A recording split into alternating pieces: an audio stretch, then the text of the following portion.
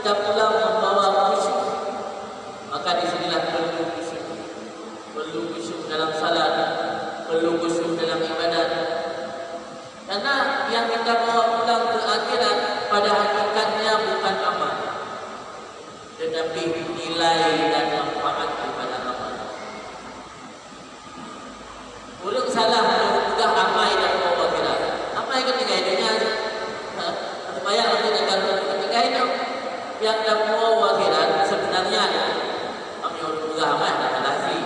Tapi yang hakikatnya yang kita bawa ke sana bukan amal, tapi apa juga nilai daripada amal.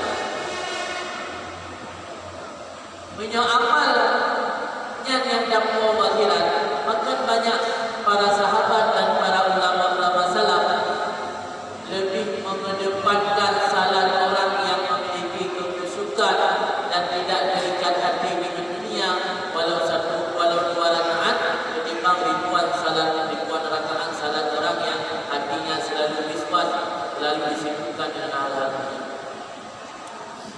Itu salah satu tanda bukan kuantitas amal yang terpenting, tetapi adalah kualitas dalam beramal. Maka disinilah kita perlu menjaga dan memperkuat sungguh-sungguh untuk memperbaiki lahir batin kita.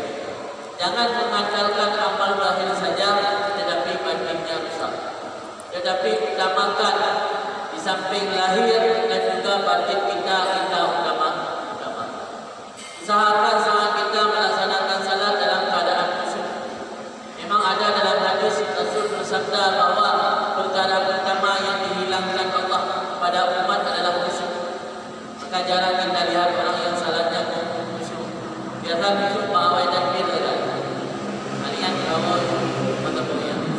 Jika ada satu ungkapan dalam masyarakat, kalau ada sesuatu yang hilang lepas salat nanti pasti teringat. Yang dalam tanda itu. Kita khusyuk dalam bayar. Mungkin dia nak ada barang, ada umat kecil dah, ada umat tapi pada bayar atau umat. Awalul ma yurfa min hadhihi ummah al-khusyuk Rasulullah. Perkara pertama yang Allah hilangkan pada umatnya adalah khusyuk. Hatta la tara biha rajulan khashi'an. Jika kamu tidak melihat dalamnya umat satu lelaki atau satu orang yang khusyuk dalam melaksanakan salat. Memang susah kan mampu khusyuk dalam salat. Tapi bila ada yang susah melakukan khusyuk dalam salat, Imam Ghazali dalam kitab Ihya menyebutkan jaga di 3 tempat. InsyaAllah sama.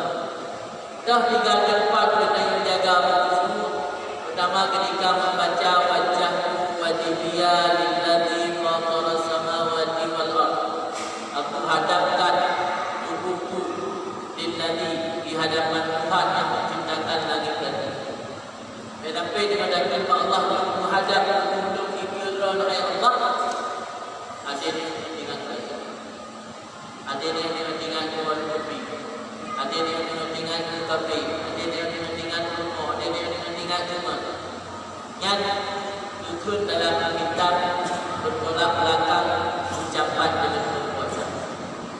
Ucapan wajahku wajhiyya lilladzi fatara samawati wal ardh, tapi hatinya dengan hadap. Ucapan Allahu Akbar, Allah Maha Besar, tidak ada lain yang lebih besar. Tapi hatinya yang dengan hal lain yang lebih penting. Jika mungkin baca ayat banyak lebih dari jika jadi lebih besar yang lain ini bangsa salah. Jadi selalu kadang-kadang mulutnya bertolak belakang dengan sikap, mulutnya bertolak belakang dengan hati. Jadi usahakan khusyuk pertama pada saat baca bacaan wajibiyah. Bila takbiran dia kita baca dalam semata detik, anak berpasangan niat. Kemudian kedua saat membaca iyyaka na'budu wa iyyaka nasta'in. Tetapi mulutnya yang berucap iyyaka na'budu, akan engkau kami sembah. Hati dia dengan meramu malaikat. Akan engkau kami sembah dengan izin Tuhan. Akan engkau kami sembah ini dengan nyanyi dengan cantik jauh. Deh, ya kami. Mulut iyyaka na'budu, akan engkau kami sembah, di hati bukan lain. Kemudian yang ketiga, Imam Ghazali berkata usahakan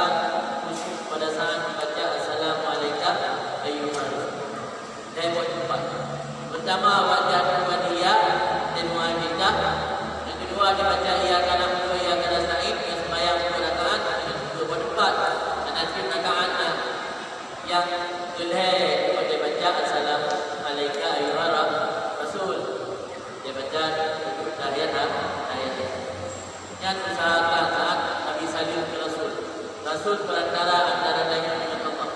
Ana perantara kedua antara manusia dengan Allah. Maka ulama gua salah satu hikmat, maka Jibril tidak sanggup naik kepada tempat yang di mana Allah perintahkan Nabi Muhammad melaksanakan mi'raj saat pada melintasi langit ketujuh. Jibril hendak berhenti jika Nabi Muhammad SAW yang hidup Jibril tinggal. Sahabat hikmat juga ulama karena untuk mengingatkan bahawa perantara antara dengan Allah ada yang kedua untuk sirah Nabi Muhammad. Saat Nabi saling berasul dalam keadaan berpuasa. Dan salah satu sunnah Rasul yang menunjukkan kepada kubah, yaitu merapikan saf saat melaksanakan saf. Sehingga dalam masyarakat ada tanda ada kadar masjid ada sunnah wal jamaah ada saf yang cukup. Saf yang ada hari yang dia dulu. Jadi dalam periode yang ini, sebab dalam riwayat disebutkan bahawa Rasulullah dia kumpul kera ya untuk merapikan saf. Rasulullah saat berkumpul sembahyang sering berkumpul kera dan nakul di Rasul la sawunna sufufukum aw la yukhalifunna baina qulubikum, yang artinya hendaklah kamu merapatkan saf-saf kamu atau Allah akan memecah belahkan antara hati kamu. Siapa penyebab sebenarnya tengok hati siapa hati hati berapa pikiran sehingga berpecah belah dalam masyarakat? Bisa jadi karena kurang memperhatikan merapikan saf saat melaksanakan ibadah salat berjamaah.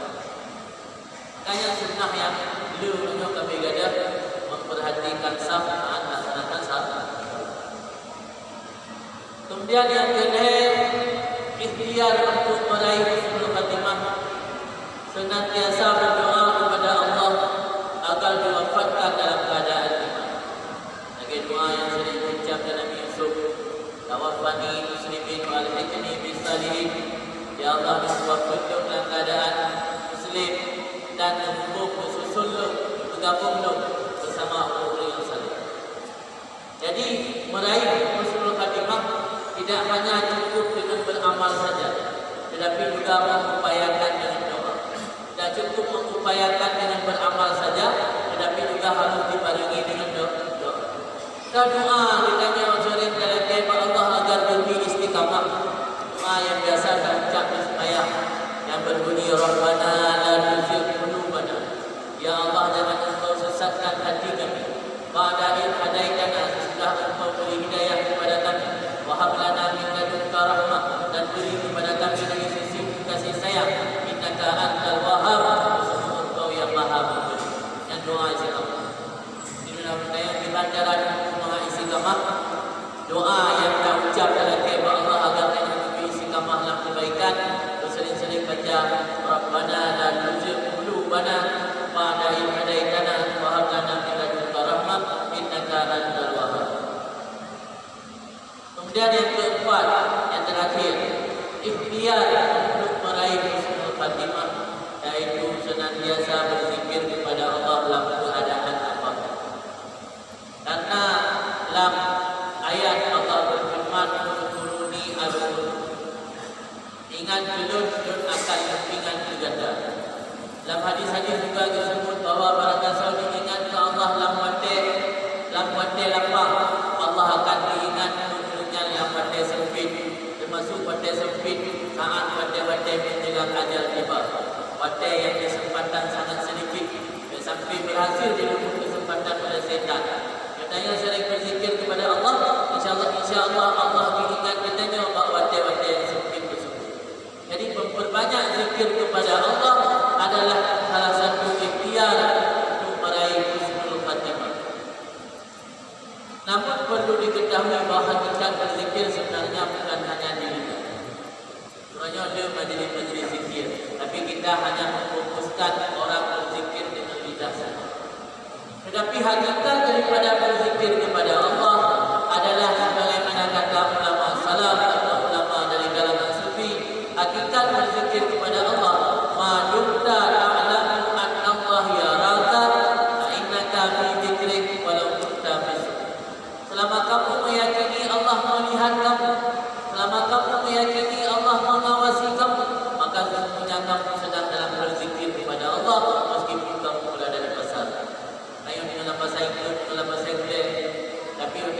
ikut daun lagi do ikut tikido handa ju kurun tion pikanan dengan Allah muraqabah Allah awasi dia ayo di dalam batai budaya daun yang bermahram lewat dengan aurat yang nampak aurat dan tutup mata dia dan pejam mata dan ada yakini Allah memandang dia dan akan dicatat dengan dia yang sebenarnya dia sedang berzikir kepada Allah. Jadi hakikat berzikir kepada Allah bukan hanya zikir lisan dan baca subhanallah alhamdulillah la ilaha illallah akbar bukan itu saja. Hakikat berzikir adalah ketika hati kita mengingat Allah selalu walau dalam kondisi bagaimana. Jadi memperbanyak zikir kepada Allah adalah ikhtiar kehidupan untuk meraih husnul khatimah. Antara sifat yang bisa mempengaruhi dia untuk mendapatkan husnul khatimah. Imam Sayyidi beliau pernah menyebutkan dalam kitab beliau ada 4 perkara yang bisa menjadi faktor seseorang mati dalam keadaan husnul khatimah. Yang pertama husnul khatimah, yang husnul khatimah. Dahulu perkara yang menjadi faktor seseorang mati husnul khatimah. Pertama tahawun bis salat, menganggap sepele salat, sering mengundur-undur salat, sering menganggap sepele persoalan salat, sering mengeluarkan salat keluar waktu yang telah ditentukan syarat. Dalam sebuah hadis Allah Nabi bersabda, la yazaluna aqwamun yata'atharuna hatta yunaffirahum. Senantiasa masyarakat yang selalu menundurkan salat sehingga Allah menundurkan hajat dan keinginan mereka. Jadi penyebab lain hana sukses dalam hidup, penyebab lain belat ilmu yang lain inginkan bisa jadi karena lain sering menundurkan waktu salat. At-tahawun bis salat, menyepelekan sembahyang, itu salah satu faktor mati dalam keadaan syukur. Kemudian yang kedua syukur khamar, minum arak. Beryakin yang hadir dalam masjid dan masuk dalam orang yang minum arak. Kemudian yang kedua penyebab atau faktor mati syukur khatimah, hukukul walidain, durhaka kepada dua orang. Ini yang terjadi dalam masyarakat. Sebab ketika seorang ayah tidak berani lagi menegur anaknya, itu bertanda anak tersebut memiliki tanda-tanda dia. Ada durhaka tak lagi apa namanya? Ada durhaka tak lagi apa diminta. Ketika uji hampir ditegur anak, yang tanda anaknya berpotensi durhaka. Maka anaknya pegang anak dia, ya kan? Lalu dalam masyarakat. Maka anak tak boleh ikut dalam Ini dalam boleh ini berhenti dia kan yang tanda adanya berpotensi untuk durhaka. Imam Nawawi Al-Baghdadi dalam kitab Tasawwuful Ibad disebutkan salah satu zabit atau tolak ukur durhaka kepada manusia melakukan hal-hal yang menyakiti orang tua, tersinggung perasaan meskipun perkara tersebut tidak haram ketika kita lakukan di depan orang lain. Contoh kita tengok dengan nama diri sendiri. Mana nama Dalewati dulu hari ini pada belakang berikut. Yang Dalewati dia sudah berdebat kosong itu di nama kau pada video kau. Itu tidak masuk perbuatan haram. Tapi ketika kita melewati satu majlis sehingga dalam majlisnya ada orang tua, mengakibatkan orang tua kita di belakang kita, ini termasuk hukum.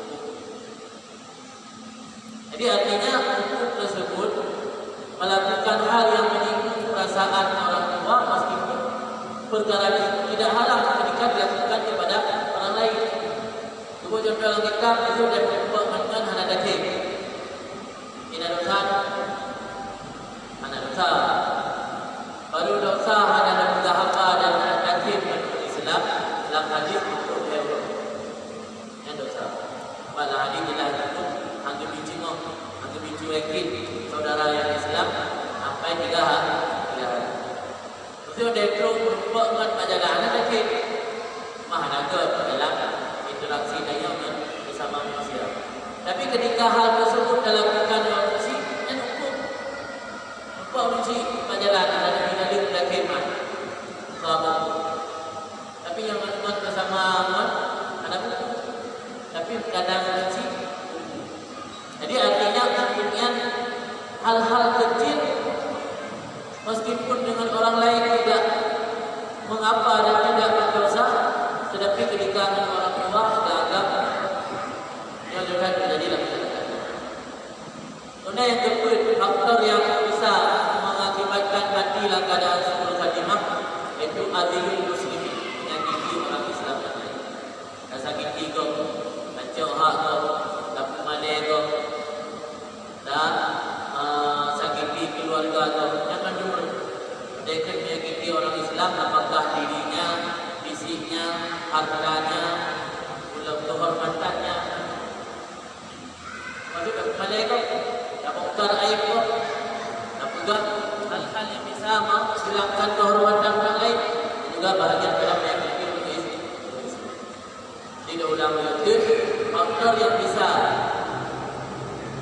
memberikan, bisa mengakibatkan kepada mati dalam keadaan suul khatimah. Yang pertama menyepelekan salat, yang kedua minum arak, yang ketiga durhaka kepada orang tua, yang keempat menyakiti sesama Islam. Adapun empat ikhtiar